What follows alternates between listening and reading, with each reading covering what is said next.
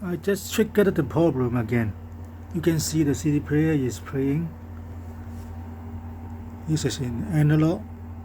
Number 4. Sound is 29, but nothing from speaker. Now I switch back to digital channel 1.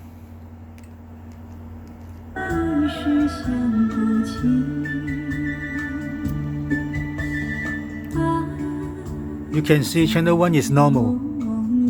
Channel 1 is USB input. And now I change the input to analog module 4.